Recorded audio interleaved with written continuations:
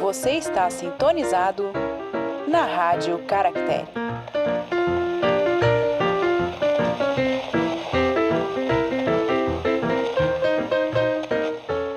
Olá, livrólicos de plantão! Sejam muito bem-vindos a mais um episódio da Rádio Caractere. Eu sou Suzane Madruga. E eu sou um membro da Legião de Garibaldi. Legionário.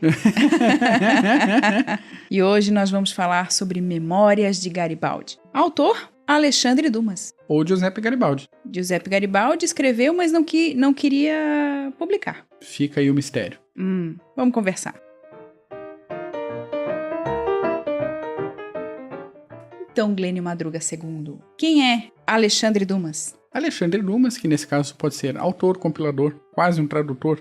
Isso a gente vai conversar um pouquinho mais pra frente. Também conhecido como Alexandre Dumas pai. E bem, na verdade, ele poderia ser o filho, o outro poderia ser o neto. Mas isso a gente pode deixar um pouquinho pra frente. Não complica, homem, não complica. Ele nasceu em 1802 e faleceu em 1870. Ele era neto do marquês Alexandre Antoine David de La Pailletterie e de uma escrava ou de uma liberta, não se sabe ao certo, que era negra, a Marie Césette Dumas. Inclusive, nós já falamos um pouquinho dessa história quando nós gravamos o episódio O Conde Negro. É isso aí, é isso aí. E então, o Dumas, escritor, filho deste casal que a gente falou agora. Na verdade, é o Dumas General, filho desse casal. Isso aí. Ele é pai do Dumas escritor. Isso. Do qual nós estamos falando agora. É isso aí, General Dumas. Então, pra quem não ouviu... Ai, confusão! É muito Alexandre Dumas numa mesma história. Mas fica a dica aí, se você não ouviu o nosso episódio sobre o livro Conde Negro, baita livro, vale a pena dar uma investigada lá. E a gente sabe da onde vieram várias referências do Alexandre Dumas, né? Isso Alexandre Dumas pai, aqui. Pra nós. E Alexandre Dumas pai, porque o filho dele também, Alexandre Dumas, foi poeta, foi ensaísta, foi autor de teatro e tal. O pai, Alexandre Dumas pai, escritor, o pai, ele ganhou muito dinheiro e gastava dinheiro a rodo também, e vivia endividado. Isso situando a vida do escritor. Depois da ascensão do Napoleão III, o governo francês ali começou a olhar meio torto para ele. Então, em 1851, ele precisou tirar umas férias forçadas aí na Bélgica, aproveitando para fugir dos cobradores de dívidas. Depois ele deu uma esticadinha na Rússia em 1859, que não foi grande trabalho, porque na Rússia, nesse período, o segundo idioma mais falado era o francês. O francês, no século XIX, era a língua das cortes. Todo mundo falava francês na Europa. As nobrezas falavam francês na Europa. Então, ok, ele ir para a Rússia, circular nas altas esferas falando francês, estava tudo certo. Em 1861, o Dumas ficou sabendo da proclamação do Reino da Itália, e daí ele se envolveu ativamente, com força, com vontade, na luta pela unificação italiana. Nesse processo aí, ele conheceu um certo Giuseppe Garibaldi. Já vamos falar dessa pessoa, então. Isso aí. Ele fica amigo do Giuseppe Garibaldi, né? Por causa desse interesse, dessa unificação italiana por uma república italiana, né? O Garibaldi era republicano, ele queria uma pátria livre. Isso era o ápice do pensamento no século XIX. Na metade do século XIX, isso aí. Não tem muito a relação com o que a gente tem hoje de república. Tem vários fatores que fazem dessa palavra república e de pátria que se modificaram com o tempo. Nessa época, era o furor. Era aquilo que movia pessoas como Giuseppe Garibaldi. Para a gente entender mais ou menos por que essas memórias elas são carregadas de muito sentimentalismo, vamos dizer assim. Mas a gente já vai falar um pouquinho do Giuseppe Garibaldi. Voltando ao Dumas, pai. Sim. Tá? Alexandre Dumas é o autor, quem reuniu essas memórias. Isso aí. As principais obras dele, para quem estiver interessado: O Conde de Monte Cristo. Livraço. A trilogia d'Artagnan, composta de Os Três Mosqueteiros, 20 anos depois, e O Visconde de Bragelonne, obra na qual está inserida a história do Homem da Máscara de Ferro, que todo mundo meio que já conhece. De filme, né? De ouvir falar e tal. Ainda a Rainha Margot, A Tulipa Negra e, justamente, Memórias de Garibaldi. Isso a gente fez aí um apanhado de obras lançadas entre 1844 e 1866. Lembrando que ele escrevia muita coisa, e ele tinha também as parcerias, vamos dizer assim, porque ele escrevia em grupos, né? Ele tinha um projeto, ou alguém tinha um projeto e ele encabeçava. Então, os projetos de escrita, podemos dizer que não era só dele, não eram só projetos dele.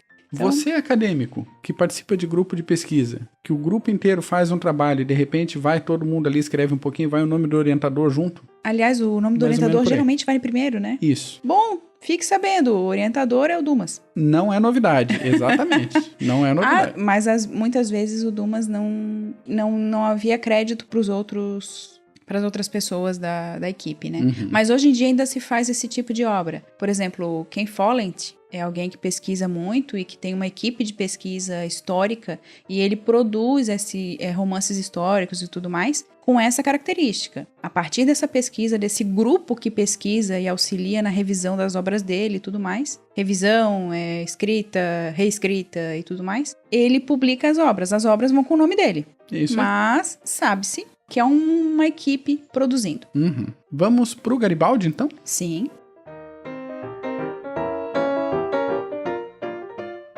Garibaldi, nascido em 1807, 5 aninhos mais novo que o Dumas, faleceu em 1882. Ele viveu mais que Alexandre Dumas. Uhum. Ele nasceu em Nice, uma região complicadinha que vivia trocando de mão ali entre a França e a Itália. E nem havia uma Itália unificada, então era o reino da Sardenha, reino dali, reino daqui. A Itália ela só vai se unificar mesmo depois dessas lutas mesmo, de Garibaldi e tudo mais. Ele foi batizado no dia 29 de julho de 1807 na igreja de San Martino di Acri e registrado como cidadão francês. Então, de nascimento, Giuseppe Garibaldi francês, com o nome de Joseph-Marie Garibaldi. Garibaldi? Apelido dele, Herói de Dois Mundos, porque ele participou em conflitos na Europa e na América do Sul, incluindo-se aí a Revolução Farroupilha, além de 2 passagens pelo Uruguai e a famosa, a pesadíssima para ele, reunificação italiana. Como a gente comentou antes, amigo de Alexandre Dumas, eles se conheceram em 61 e tiveram tempo para conversar, para interagir, para tomar um mate, para fazer um churrasco, para fazer o negócio todo que eles gostavam. E a gente vai conversar um pouco sobre essa personalidade do Garibaldi que fica presente nessas memórias. Bora lá. O escrito dessas memórias, né? Quem escreve essas memórias é Garibaldi. Quem reúne essas memórias para transformar em livro é Alexandre Dumas. Uhum. No meio dessas memórias há a intervenção do Dumas, bem como a busca por textos de outras pessoas que ele insere para dar conta de explicar a personalidade do Giuseppe Garibaldi. No início, o Dumas ele já dá conta da história italiana. Gente, que bagunça é aquilo. Aham. Eu cheguei na terceira página assim, não entendi nada. Aí dei uma lida novamente e assim, tá, não entendi tudo, mas sigamos. Tem uma hora que a gente desiste. Abrace o caos e siga. É bem isso. E daí, o Alexandre Dumas, ele conta até essa parte em que o Giuseppe Garibaldi aparece nesse contexto italiano de revolução. Com as memórias, o Giuseppe Garibaldi ele vai contar onde ele nasceu, como era a família, como ele se tornou um perseguido, né, um condenado à morte. Ele tinha já sido condenado e daí ele teve que fugir da Itália, se tornou corsário e acabou na América, né? Ele acabou no Rio Grande do Sul. Né? E o interessante é que desses registros, dessas memórias, é essa parte que é a maior parte das memórias registradas, né, colocadas no livro por Dumas. Então, que ele conta o seu contato com Bento Gonçalves, a sua admiração por essa figura tão importante, essa figura política, não só um general, né, não só um militar, mas essa figura política no Rio Grande do Sul. E ele, já fazendo minha primeira intervenção aqui, ele admira, mas ele aponta também a fraqueza do Bento Gonçalves. Exatamente. Ele assim, que homem maravilhoso, que homem generoso, isso, aquilo, aquele outro, mas os momentos de indecisão dele custaram a Revolução Farroupilha. Então ele, várias vezes na narrativa, ele aponta lá. Mas ele podia ter agido e não agiu. eu acho que vale também dizer que ele tem em relação a Bento Gonçalves essa admiração, como nós falamos, mas no final, quando ele descreve o final dessa revolução, da Revolução Farroupilha, ele fala com certa tristeza até. Ele demonstra nessas memórias uma certa decepção com que aquela revolução como aquela revolução se transformou. E daí ele deixa entender pela uma certa fraqueza, né? Ou falta de ousadia da parte de quem comandava. Mas a gente sabe que a questão da Revolução Farroupilha, ela era multifacetada. Então, teve traição, teve muita coisa envolvida. E claro, para ele, como italiano, todo cheio daquele furor... jovem, 20 muito e poucos anos. Muito jovem, exatamente, 26 anos ele estava aqui. Para ele, o que era falta de ousadia talvez fosse prudência. Sim. Então... A responsabilidade de ter tantos pais de família e famílias inteiras, que também na época da Revolução Farroupilha e tantas outras guerras do século XIX, era comum famílias inteiras e muita gente que não era militar fazer parte da campanha. Se na Revolução Farroupilha isso não era tão pesado, porém acontecia, a gente tem que considerar, tem uma tropa no fronte, mas tem um monte de comerciante, tem um monte de lavadeira, tem um monte de prostituta, tem um monte de esposas, filhos dos militares que às vezes seguiam junto nessas peregrinações, não era só a tropa como a gente veria na Primeira Guerra Mundial, Segunda Guerra Mundial, que a movimentação de fronte ficou mais restrita aos militares, né? No século XIX não era tanto. Exatamente, até uma sugestão para visualizar essa espécie de realidade, porque a gente tem quem conte, né? A gente não tem a realidade em si. Tem os fatores de registros de guerra e tudo mais, mas as perspectivas são diferenciadas para cada pessoa. O que eu tô querendo dizer é que, para quem tiver um pouquinho mais de interesse de visualizar esse ambiente, uma obra lindíssima é A Casa das Sete Mulheres. Tem uma série que foi para televisão. Hoje em dia pode ser encontrada em livro e em DVD. Agora eu não sei valores. Quem souber e quiser mandar pra gente, quiser comentar, pode entrar em contato. E se a gente achar o link vai estar na descrição do episódio. Exato, exatamente. Mas A Casa das Sete Mulheres, ela explica bem essa vinda do Garibaldi. Não é focada no Garibaldi, tá? O foco é a Revolução Farroupilha e os seus desdobramentos, mas traz essa questão das famílias que se envolviam com esse ambiente de guerra.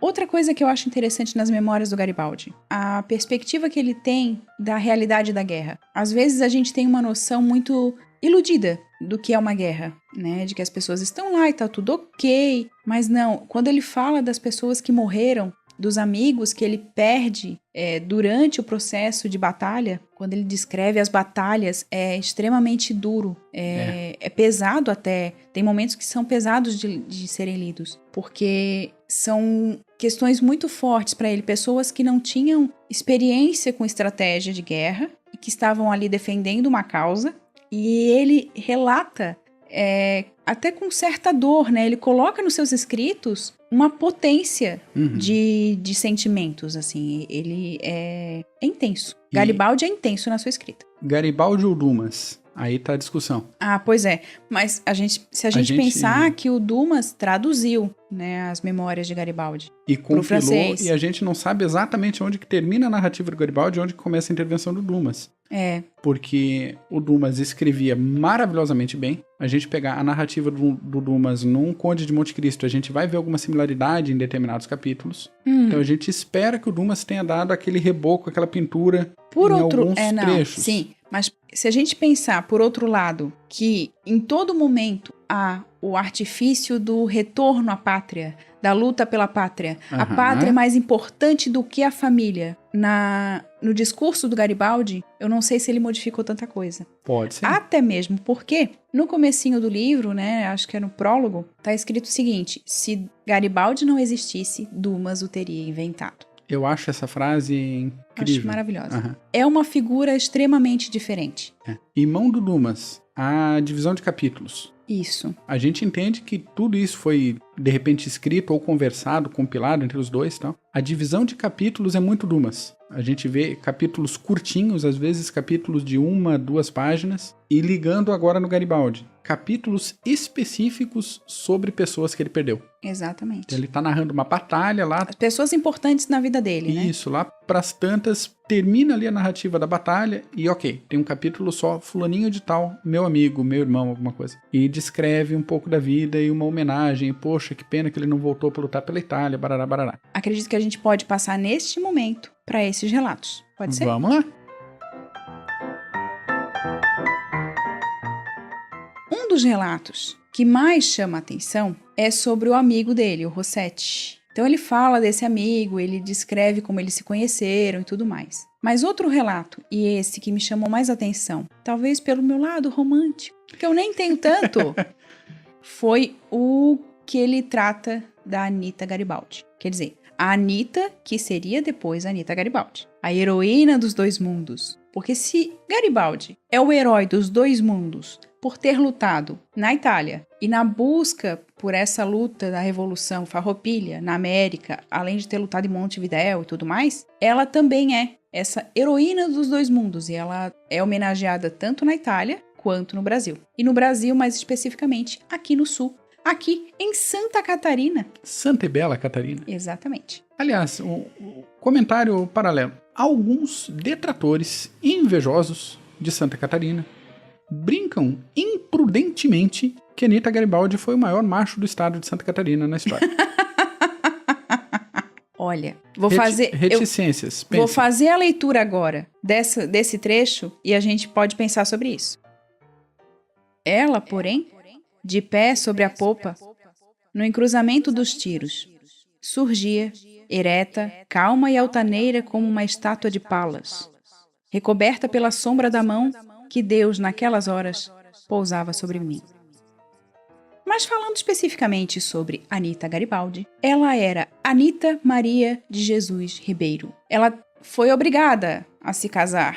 Sim, senhores, obrigada a se casar aos 14 anos. E a criaturinha com quem ela casou abandonou ela e foi servir no exército imperial. Deixou a moça lá. Tanto que quando o Garibaldi a encontra, ela tem 18 anos. Ela é muito jovem. 18 anos e um ódio no coração, né? Ela tem um negócio, aquela mulher é uma força da natureza. E o Garibaldi, ele se encanta com ela. Preciso trazer um dado do nascimento e da morte da Anita. Ela nasceu em 30 de agosto de 1821. Para alguns em Laguna, para outros em Tubarão. Ela nasce no que a gente tem como Morrinhos, que na época pertencia à Laguna. Perfeitamente. Hoje, essa região pertence ao município de Tubarão. Uhum. Inclusive, tem uma casa lá, que as pessoas dizem que é a casa onde a Anita nasceu. Outro dado, minha mãe sempre falava desse lugar. Olha, dado pessoal, ela sempre familiar. falou desse lugar. Sempre, assim,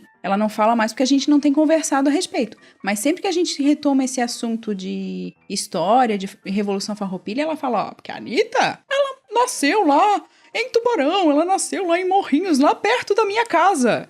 Porque a minha mãe é de Tubarão, gente. Então, tem essa relação próxima, essa questão de pertencimento ao lugar onde uma heroína nasceu. Raízes de braveza familiar, talvez? Bom, isso é outra discussão, querido.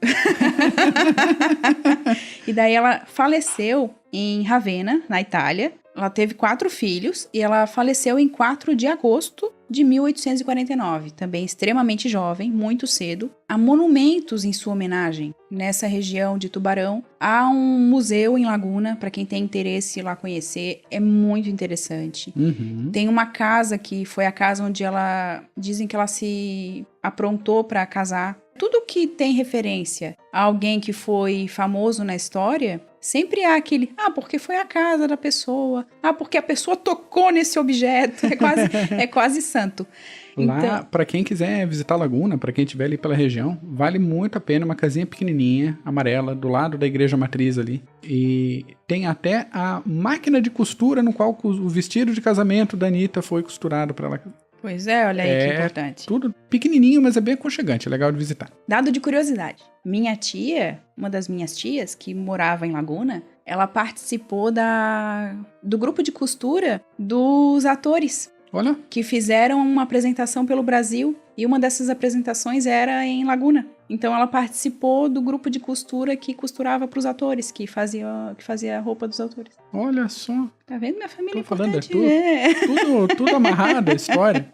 Só que, porém, contudo, todavia, entretanto, Giuseppe Garibaldi não se apaixonou primeiramente por Anitta. Não. Ele se encantou não foi pela o primeiro Manuela. amor. A Manuela, que era prometida pro filho do Bento Gonçalves. Era um amor proibido. E aí, posso ler um trechinho? Pode.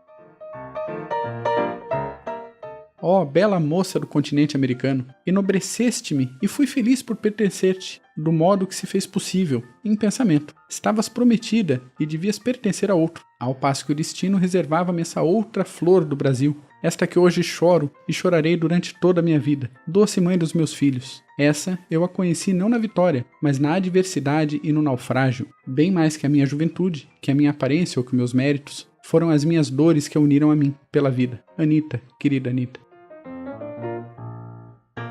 E essa Anitta é a quem ele, em determinado momento das memórias, diz o seguinte: a meu lado cavalgava a soberana da minha alma. Meninos que nos escutam, inspirem-se. Por favor, escrevam coisas assim. Não tem erro. Mas tem toda essa questão. A Anitta faleceu muito antes, né, de Garibaldi, e ele demonstra que ele sentia muita falta dela, porque ela era realmente, quando ele descreve a Anitta, realmente uma força da natureza. Que mulher é essa? Que quando os homens estavam todos assim escondidos, ela estava lá na frente, no campo de batalha, com um tiro passando em volta, e daí os homens viam aquela mulher louca lá no meio. E iam atrás. Não esqueçamos dos estereótipos que ainda eram pesados no século XIX. Isso. Então, como assim um homem em batalha não ser tão valente quanto uma mulher? Como assim ele tá escondido e ela tá em combate? Era uma humilhação terrível pra alguém. Tudo isso faz parte, também vem na narrativa. Tem vários episódios desse no livro que a gente encontra. E o livro é curtinho. Ele não é um livro longo, tem 200 e poucas páginas, mas a descrição assim, é impressionante, é incrível. Nesse sentido, o Garibaldi ele vai falando dessa força da Anitta, fala das dificuldades que os dois passaram e fala do primeiro filho, que nasceu no meio dessa bagunça aí, gente. E ela combatia grávida. Não foi fácil. E quando nasceu, ainda ela teve que fugir com recém-nascido, ela tendo acabado de dar à luz. Gente, é assim essa parte, a gente fica com o coração na mão. Depois disso, falando das pessoas a quem o Garibaldi nutria esse carinho, esse amor, a gente vê também a presença de uma criatura que eu achei, assim, incrível. O Anzani. O Anzani, ele ficou conhecido no interior do Rio Grande do Sul, lá em São Gabriel, porque tinha um chefe de um grupo indígena, que eles chamavam de bugres, né? Que ele era temido em todas as cidades. Então todo mundo fechava as portas, ele mandava abrir as portas e as pessoas abriam, ele roubava tudo. Então ele causava o terror, aquele chefe. Quando ele chegou nessa cidade, né, o Anzani, esse que se tornou amigo do Garibaldi, quando o Anzani chegou nessa cidade, ele até conhecia a fama, mas em determinado momento a cidade é invadida por esse chefe indígena e ele deixa sua portinha aberta. Aí o chefe indígena vai lá, diz assim, eu sou o chefe dos índios. Você vai ter que me dar uma água ardente. E daí o Anzani responde, o senhor tem dinheiro? Gente, ele consegue convencer o chefe, aquele cara temido, a pagar pela água ardente. E a parar de beber quando terminou a aguardente. Tem mais essa ainda. Exatamente. Quando terminou o dinheiro, desculpa, gente. Sim, quando terminou o dinheiro. Quando termina o dinheiro, esse chefe indígena, ele tenta o seguinte, agora eu vou mostrar minha força. O Anzani pega, prende ele e chuta ele da taberna. Então assim, sai daqui, te arranca daqui. Você não é bem-vindo, você não tem dinheiro pra pagar e você não manda nada. Nunca mais aquele grupo foi visto naquela região. Momento família, São Gabriel, terra do meu avô Severo Madruga. Olha só, todas as relações aqui. Esse livro, ele foi um reencontro com os antepassados.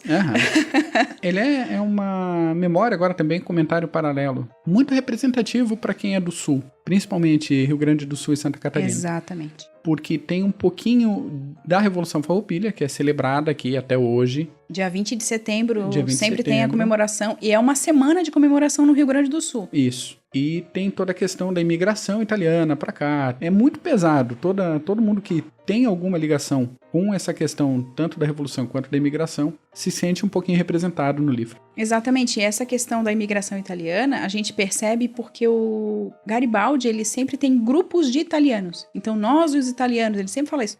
Nós, os italianos, lutávamos, não sei o quê. Então, eram grupos e grupos de italianos que ele vai encontrando pelo meio do caminho. Então, a gente percebe essa presença forte dos italianos no sul do Brasil. A partir disso, a gente fala um pouquinho do Anzani. Quando ele encontra o Garibaldi, ele demonstra um carinho, né? Os dois se tornam amigos no mesmo momento. Então há uma afinidade ali. E ele dá de presente pro Garibaldi uma camisa, porque o Garibaldi, depois a gente vai ver um pouco mais dele sendo relatado por outras pessoas, ele é uma pessoa extremamente simples. A casa dele não tinha tranca, ele não se preocupava com o dinheiro para si, tudo que ele ganhava ele distribuía para os outros, ele distribuía para aqueles que estavam lutando junto com ele, e era uma pessoa que, se fosse o caso de dar a própria camisa, como ele fez em determinado momento, ele dava a própria camisa. Então teve um fato muito engraçado que eu dei risada lendo as memórias, que ele chegou em casa, ele tinha dado a sua camisa para alguém que precisava, ele voltou para casa e perguntou para Anitta: "Ô Anitta, uma camisa aí, mulher?" Aí ela olhou para ele, bem tranquila: "Aquela era a tua última." A relação dos dois, assim, gente, é muito engraçada.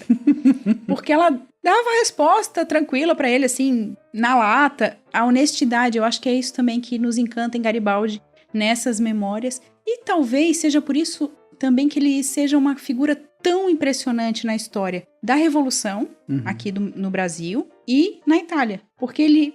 E no Uruguai? Sim, porque ele era uma figura muito simples, não de pobreza. Simplicidade não tem a ver com pobreza aqui, gente. Simples. Era uma pessoa simples e com uma honestidade, pelo menos como ele escreve, o modo como ele escreve, as preocupações que ele demonstra ter, né, com os seus homens, que ele ia atrás. Se a pessoa tinha ficado lá, ele voltava para ir atrás daquela pessoa e buscava tratar dos feridos. Ele humaniza todo esse ambiente de guerra nessas memórias. E talvez seja por isso que ele seja uma figura tão importante e tão lembrada na história. Ele tem algumas características que quem lê mais, não sei se é o caso de você, ouvinte, que está aí com o foninho acompanhando a gente hoje, mas para quem lê um pouco mais sobre história militar, características dos grandes líderes militares, que é conhecer os subordinados pelo nome. Exatamente. Então ele conhecia pelo nome, conhecia a família do cara. A gente vê George Patton na Segunda Guerra Mundial, a gente vê comandantes da antiguidade. Existem vários exemplos por toda a história. Osório, também, durante a Guerra da Tríplice Aliança, que conhecia o subordinado pelo nome. Encontrava depois de um tempo: "Tá, tua filha que tinha aquele problema, tal, como é que tá? Fulaninho que é tecelão não sei onde, ou que era sapateiro. Como é que isso está acontecendo?" Esse conhecimento faz com que a unidade da tropa e dos homens seja maior do que em tropas onde a disciplina se mantém puramente por hierarquia. E esses líderes puramente hierárquicos dificilmente são lembrados. Os líderes que têm carisma, conexão com a tropa, ficam para a eternidade. Como o Garibaldi. E esse é o caso do Garibaldi. Então é uma figura, assim, impressionante de ser conhecida. Eu senti muita falta de ter lido mais sobre Garibaldi para poder ler essas memórias. Há momentos em que o Dumas, acho de uma maneira muito inteligente, coloca relatos de outras pessoas que conviveram com Garibaldi em momentos de guerra e que falam dele. E daí são essas pessoas que dizem da simplicidade do Garibaldi, da sua honestidade, das vezes que ele, mesmo doente, ele ia lutar porque ele sabia que a presença dele era importante para os seus homens. Os homens dele tinham que vê-lo lutando para se sentirem fortes e seguir adiante. A força que ele coloca nas palavras. É um livro que há seus momentos difíceis, eu não vou dizer que não. Tem momentos de descrição de guerra que, para quem não é acostumado, pode ser um pouco maçante. Né? Admito. Mas, se você se coloca numa posição de leitor, lendo memórias de alguém que guerreou a vida inteira, você percebe essa humanidade, você percebe essa presença e esse carisma. A gente termina o livro adorando Garibaldi e tendo vontade que uma criatura dessa surja diante de nós para que vamos à luta. Vamos? Adiante. Companheiros italianos? É muito bonito.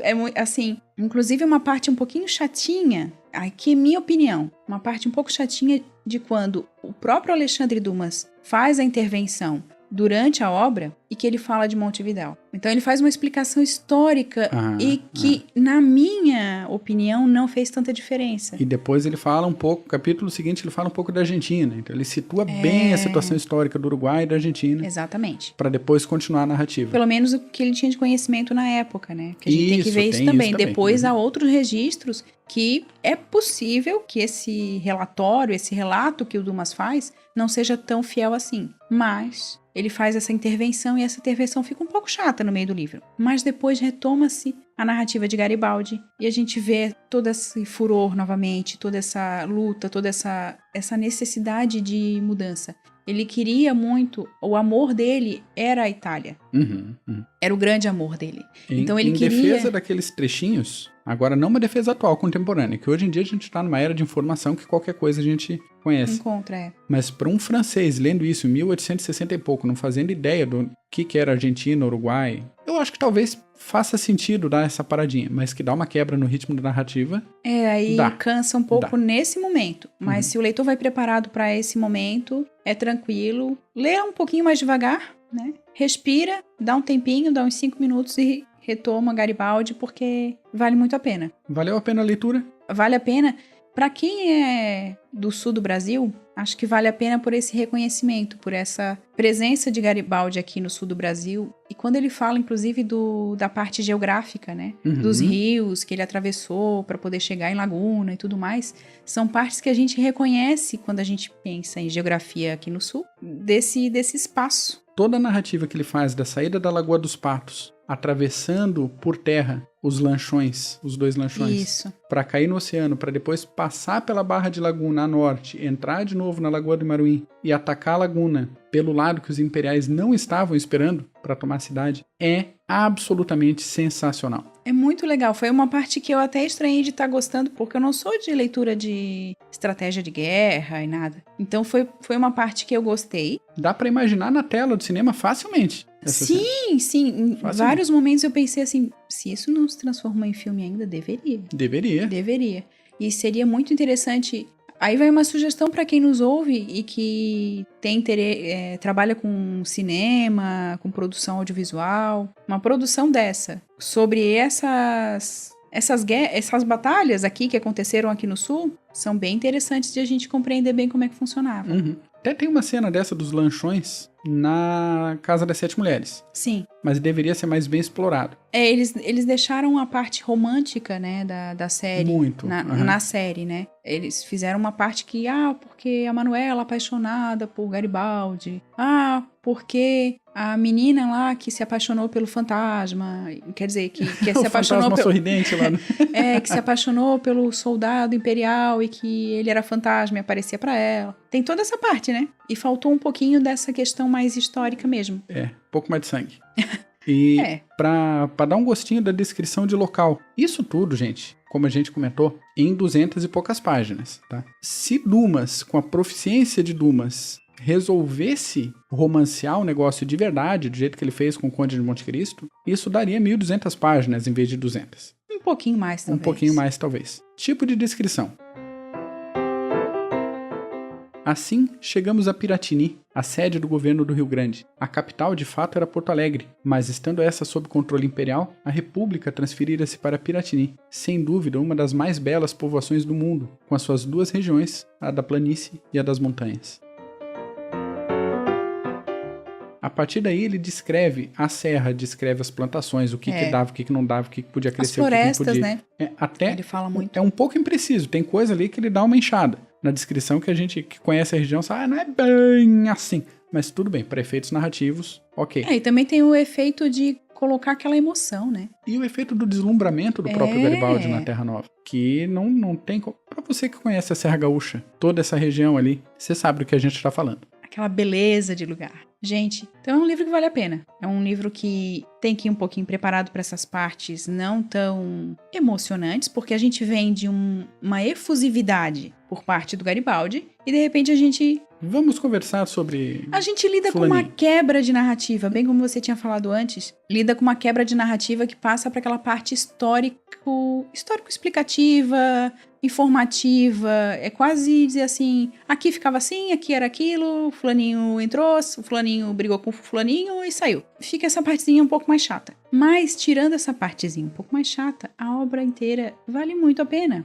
Até as descrições dos cercos, das batalhas já na Itália. E daí... A movimentação de cidade para tal, cidade para tal. Um monte de cidadezinha que a gente não faz ideia de onde é que é, a não ser que a gente abra o Google Maps e comece a Talvez digitar quem more na Itália possa ter essa relação um pouco mais próxima. Sim. E daí possa sentir uma acolhida, né?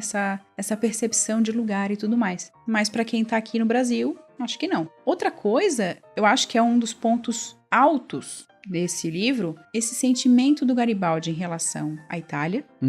A pátria é fundamental na vida dele, isso é presente, ele é a Itália, ele é essa unificação italiana. E eu sei que talvez seja exagero falar dessa maneira para algumas pessoas, mas é o que fica muito presente no discurso dele. E o outro amor da vida dele é Anita. Não que a Manuela não tenha tido a sua importância, mas foi, pelo que ele registra, um amor platônico. Foi.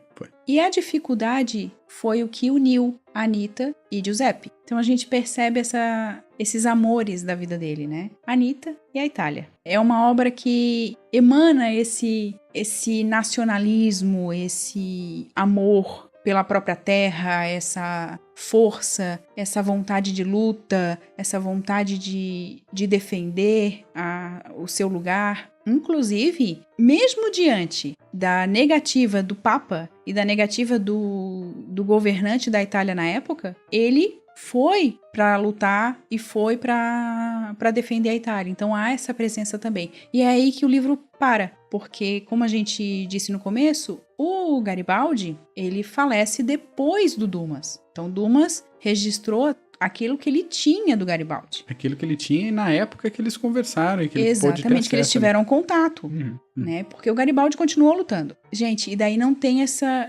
um final, mas tem essa presença do Garibaldi na Itália e toda a importância que ele tinha, inclusive para a população. Há um momento em que ele chega em Roma que é belíssimo, assim, o modo como ele é recebido em Roma, porque ele é o herói. Esse é o herói da nação. Esse é o libertador. Acho que fica aí uma dica bem interessante de memória. A gente tem que ler com cuidado. É uma biografia do século XIX, não vai ter a dinâmica de um conde negro que a gente leu há pouco tempo atrás. E talvez não tenha tanta precisão também em relação aos fatos históricos, mas é uma obra muito incrível. Por isso tudo ela também vale a pena ser lida. Exatamente. Pela época e pelo modo com que ela foi escrita. Exatamente.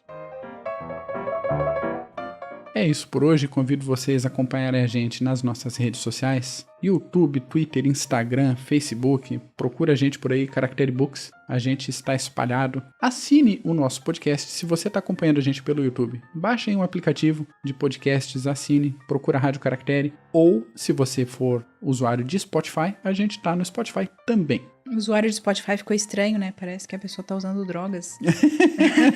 Mas não é bem bonzinho o Spotify, eu recomendo. E é bem legal. Bom, gente, é isso. Muito obrigada pela audiência. Obrigada por nos acompanharem. Entre em contato conosco e, com tranquilidade, pega um livro, relaxa o corpinho e até a próxima.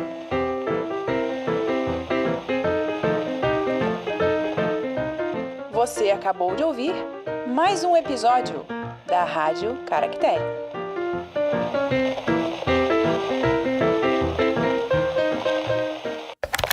Era neto do Marquês Alexandre... Ele era neto do Marquês Alexandre Antoine. Ele era neto do Marquês Alexandre Antoine Davi de... É Delavi, não é? Não é Delavi? Davi de la Pailleterie. Pailleterie. Vai lá. Alexandre Antoine Davi de la Pailleterie. Bota isso. Pailleterie. Tá com P-A-I. Eu testei ontem. É P-A-I? É. Pailleterie. Então é P-E-T-I. Pailleterie. Tá. Pailleterie. Isso. Não lê. Pailleterie.